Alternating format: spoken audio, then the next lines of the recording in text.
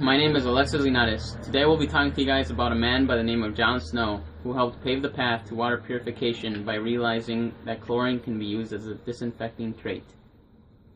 Water, with no doubt, is a very valuable substance on this planet. AllAboutWater.org, an organization that focuses on providing the general public facts about water, states that 70% of the adult body is entirely made up of water, and that in the United States alone, 346 million gallons of fresh water are used every day. Now that's a lot of water. Have we always had this much access to this much water? Of course we have. Earth behaves like a terrarium in that it rarely loses or gains extra matter, which means that the water that existed millions of years ago still exists to this day.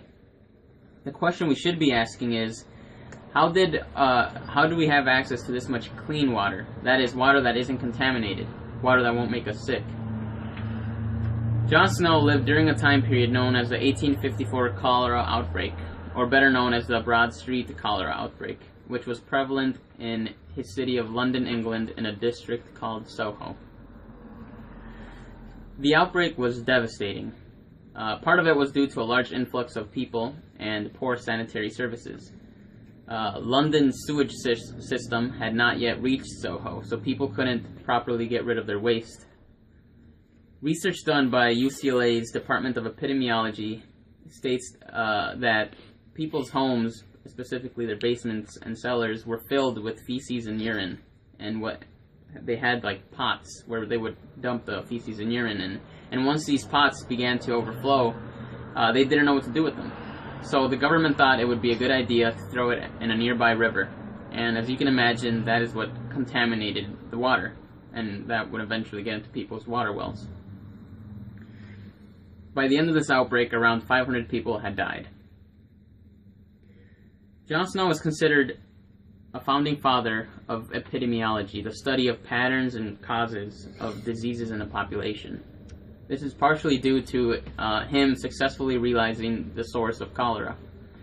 He was also a heavy miasma theory skeptic, the theory which stated that diseases such as cholera existed because of toxins in air, so pretty much bad air.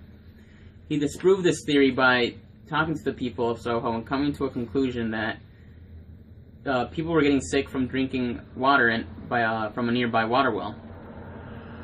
He would take water samples from this well and perform microscopic and chemical examinations. And although his findings did not completely prove that people were getting sick because of this water, it did persuade the government to shut down this well.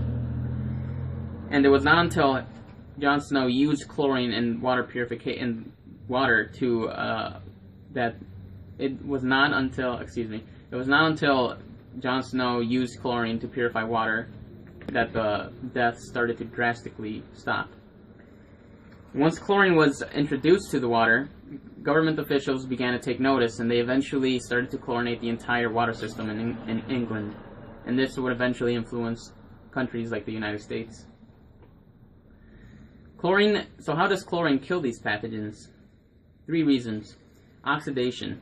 Chlorine is a very strong oxidizing agent, so it targets the organic molecules via oxidation. Also, during chlorine and hydrolysis, it forms hypochlorous acid, which has a neutral charge, and this neutral charge can easily penetrate the negative charge of the pathogen surface. It also disintegrates lipids by destroying its cell wall and destroying the intermolecular forces such as the enzymes and proteins. That is my presentation. Thank you.